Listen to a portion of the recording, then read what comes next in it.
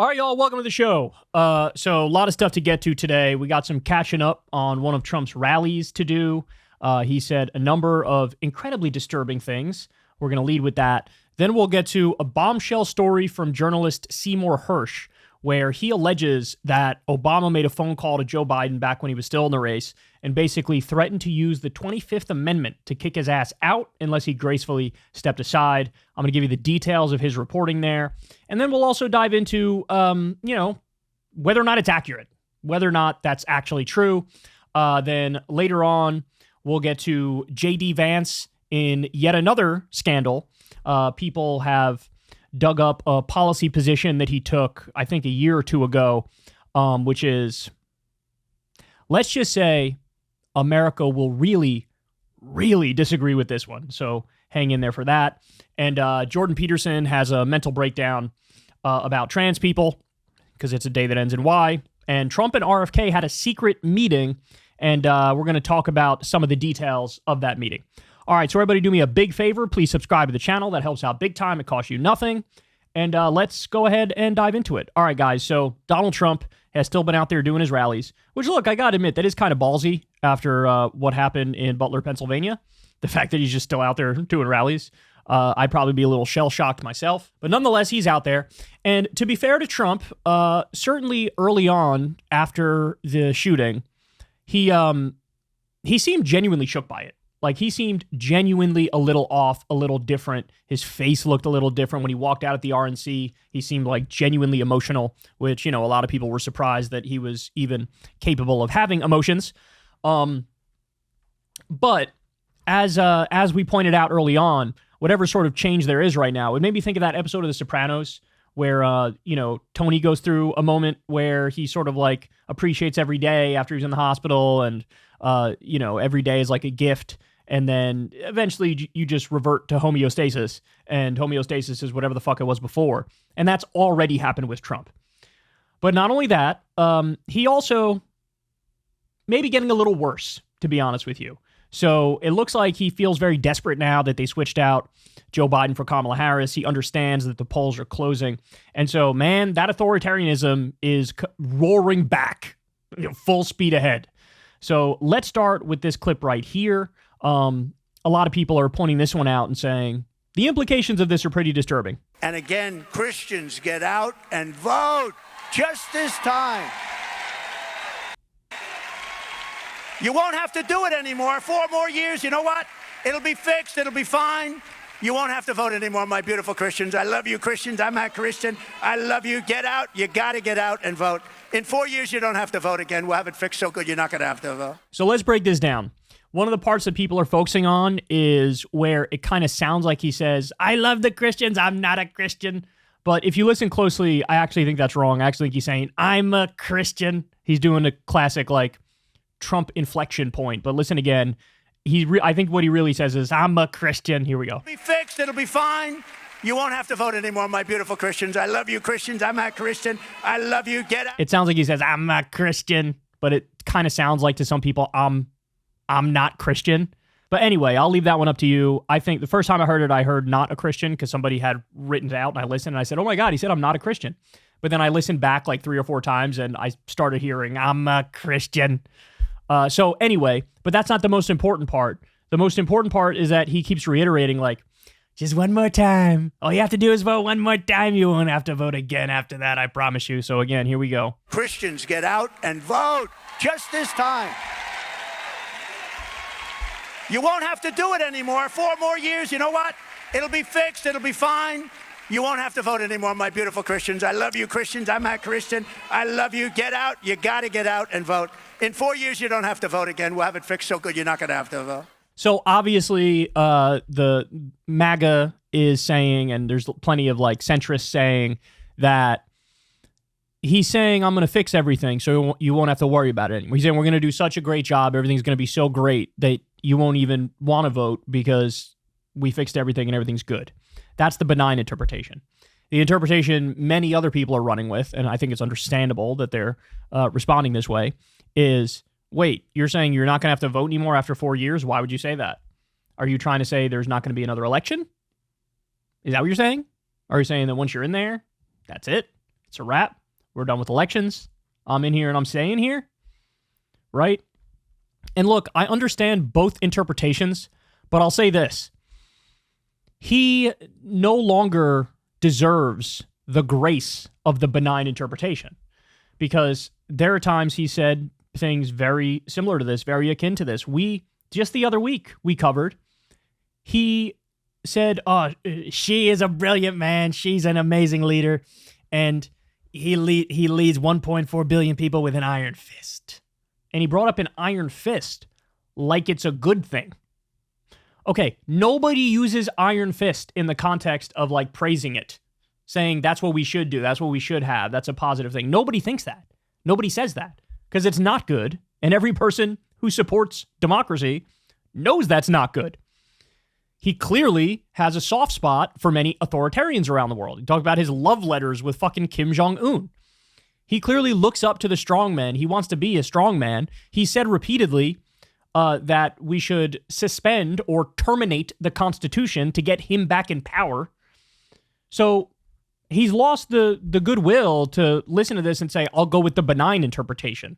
You know, and by the way, I used to think he said stuff like this because he's just shooting from the hip. I no longer believe that. I think Cornyn's interpretation was always correct, where he says he does this on purpose. He says stuff like that because he knows that it's one of those things where his people will defend it and say, no, he doesn't mean the thing that you stupid liberals are saying he means.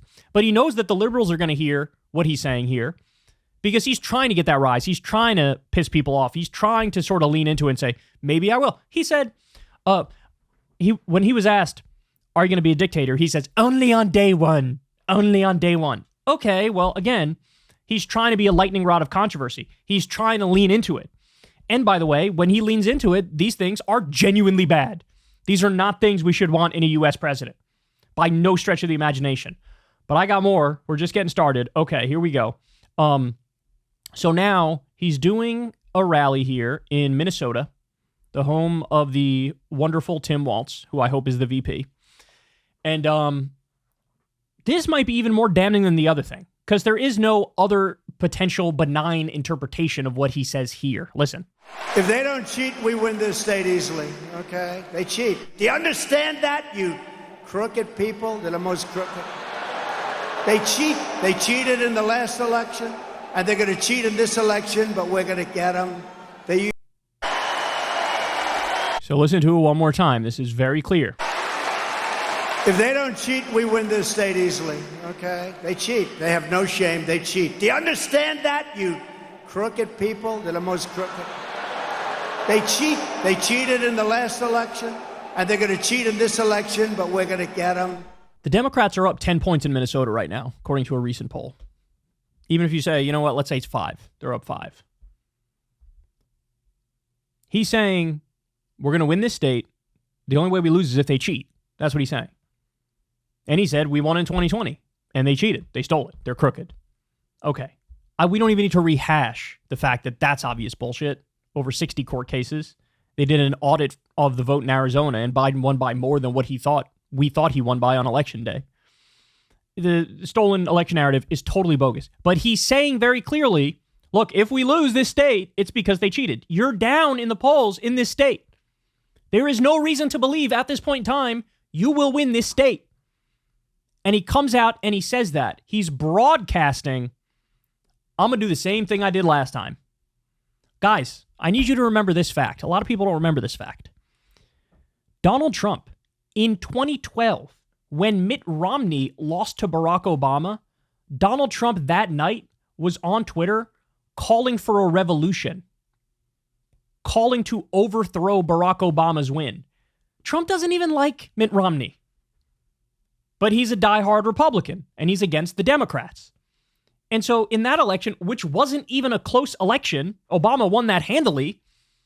He was saying it's stolen. It was stolen by Barack Obama. They cheated. It's a coup. We need a revolution in this country. He did that with Mitt Romney. He tried to overturn his own election loss, and now he's broadcasting he's going to do it again if he loses. This is not normal. Now, look, on the one hand, we're in a better place than we were in 2020. Why? Because in 2020, he was the incumbent president. He was the sitting president. he had his hands directly on the levers of power. And by the way, he did stuff with that. He did the fake electors slates in 7 different states. Totally illegal. He moved forward with that anyway. We had January 6th. He tried to pressure his Department of Justice to steal the voting machines and audit them and come out and announce that he actually won. He tried to force Mike Pence to say that he won. This is an insurrection by any reasonable definition of insurrection that you want to use, right? It's an attempted coup. That's why they delayed the process and the verification ceremony that was happening in Congress. That's why they did it. So back then it was scarier because he had more power as president. Now he's not the incumbent president. So on the one hand, it's less scary, but on the other hand, it's more scary in the sense that now as an outsider, I think he'd be more willing to lean into the calls for violence, right? He's not in the White House to try to jerry-rig it from the inside. So now it's like, are you going to call for basically MAGA riots? Are you going to put, politicians in danger of the opposing party because you're convinced that you won, even though you didn't win? And that's a terrifying thought, man. We're right back to square one with this guy. And look, even if you're somebody who is down the line conservative on actual policies, even if you're a diehard Republican, even if you're somebody who says, look, I like to deregulate big business, I like tax cuts for the wealthy, I'm not a fan of the regulatory state, I'm socially conservative, I'm anti-abortion, whatever. Even if you have every single down the line position of you're on the right, I still think it is insane to want to vote for this guy because very simply, he's anti-American in the sense that he does not believe in the peaceful transfer of power. He doesn't believe in it.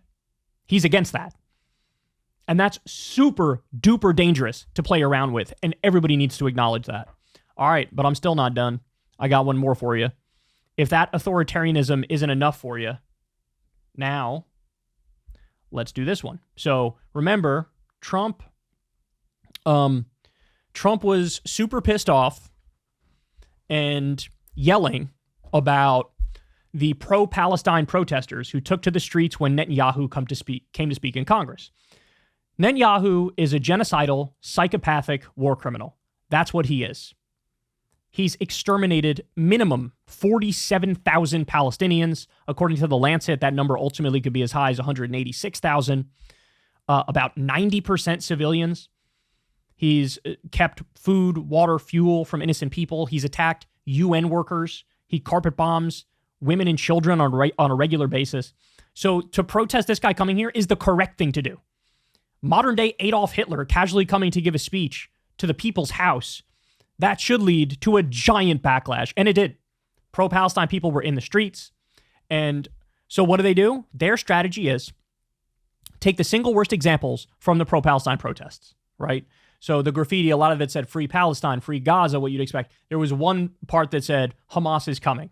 So laser focus on that, pretend like all the protesters are pro-Hamas, full stop. This is their strategy. There were some protesters who burnt an American flag to protest us sending money and weapons to a country doing a genocide. So what are they going to do? Hyper-focus on what they think are the worst aspects of the protest, play it up, and it culminates with this position from Trump. And we do not need more people who want to burn our flag. I watched yesterday and the day before, they're burning our American flag. And I said, I know they say it's unconstitutional. Well, make it not unconstitutional. You burn our American flag, you should get immediately mandatory 1 year in jail. Unbelievable. Now, by the way, he says we don't need more people who want to burn the American flag. He's implying that the people burning the American flag are not American. Let's be clear. He utterly made that up. These were Americans. These were Americans. If there was ever a time to protest the United States of America and our policies, it's when we're arming and funding a genocidal psychopath who currently has death camps. If there's ever a time to burn it, it is right now. As a protest of the policies. So the idea that they're not American, he just totally made that up. Second of all, look, that's his actual take. That's his actual take on the Constitution and the First Amendment and free speech. They say it's unconstitutional. Okay, make it unconstitutional. So you want to do a constitutional amendment, which is a very difficult process, by the way. You want to do a constitutional amendment to add an anti-free speech provision that you shouldn't be able to symbolically burn an American flag in protest of our policies. That's what you want to do a constitutional convention for? If we're going to do a constitutional convention, number one on the list is end the corruption in our politics, end the legalized bribery, get the money out of politics. That doesn't occur to him. Why? Because he's totally sold out to all the billionaires, giving them whatever they want. He literally told them, you give me more money, I'm going to give you bigger tax cuts. Billionaires, robber barons, economic royalists. He says, make it unconstitutional. Guys, there was a Supreme Court case on this in the 1980s. I believe it was in Texas, and you had some lefties protesting the RNC. And one of them took down an American flag that was flying at a bank and then burnt it. And he was charged with a crime. The crime is like, whatever, violating the American flag or obscenity, whatever, something along those lines. And the lower court said guilty. One court above that said guilty. Then it got to a higher court, but still in Texas. And they said, no, this is free speech. I don't care if you like it or dislike it. It doesn't matter. This is clearly an expression of a protest of the policies that are being espoused by the Republicans at the RNC and the direction they want to take the country. That's what this is. It got all the way to the Supreme Court. It was a 5-4 decision. You know what they decided? This is obviously free speech. This is obviously free expression. They're protesting the policies of the country, and it may be a crass way to do it, maybe a rude way to do it. Some people might not like it, but it is what it is. And you know who was the deciding vote? Ultra-conservative, right-wing demigod, Justice Antonin Scalia. The one who Donald Trump said when picking his new Supreme Court justices, we need to find great justices in the mold of Antonin Scalia. Scalia said, it's free speech. It's free speech. It's that simple. There really are no two sides to this. And one of the arguments the other side made was like, you're leading to, it's a provocation.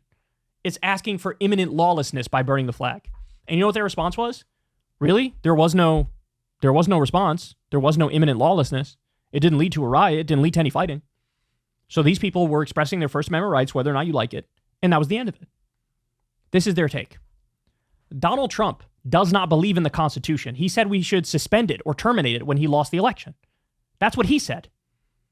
Donald Trump does not believe in free speech or free press. He sued CNN for I think it was hundreds of millions of dollars. He sued CNN because he didn't like their coverage of him.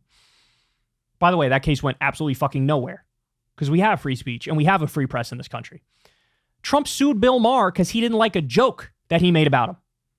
Trump said we should, quote, open up the libel laws, which is, again, deeply anti-American, anti-First Amendment, anti-Constitution.